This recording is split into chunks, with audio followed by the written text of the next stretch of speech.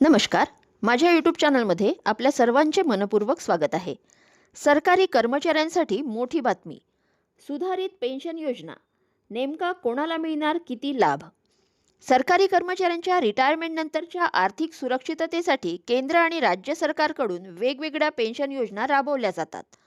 महाराष्ट्रातल्या सरकारी कर्मचाऱ्यांसाठी सुधारित राष्ट्रीय निवृत्तीवेतन ही सध्या चर्चेचा विषय आहे.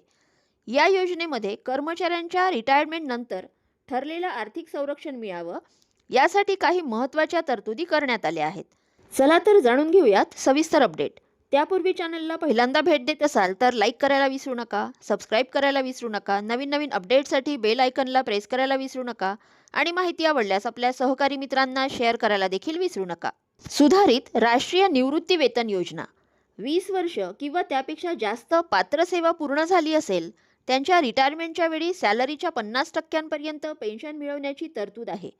मात्र पेन्शनची रक्कम ठरवताना पात्र सेवा, शेवटचे वेतन आणि योजनेतल्या इतर नियम विचारात घेतले जाणार आहेत. कोणाला पेन्शन दिली जाते? 10 ते 20 वर्षाच्या सेवा काळासाठी संबंधित कर्मचाऱ्यांना प्रमाणानुसार पेन्शन मिळण्याची तरतूद आहे. उदाहरणार्थ, एखाद्या कर्मचाऱ्याची सेवा 15 वर्षाची असून रिटायरमेंटच्या वेळी त्याची सॅलरी 1 लाख रुपये असेल तर नियमानुसार त्याला पात्रतेनुसार पेन्शन मिळू शकते. किती पेन्शन दिली जाते? या योजनेत किमान पेन्शनची ही तरतूद करण्यात आली आहे. 10 वर्ष किंवा त्यापेक्षा जास्त पात्र सेवा असलेल्या कर्मचाऱ्यांना किमान 7,500 रुपये मासिक पेन्शन मिळण्याची तरतूद आहे. याशिवाय कर्मचाऱ्यांनंतर त्यांच्या कुटुंबियांना कौटुंबिक पेन्शन मिळवण्याची तरतूदही आहे.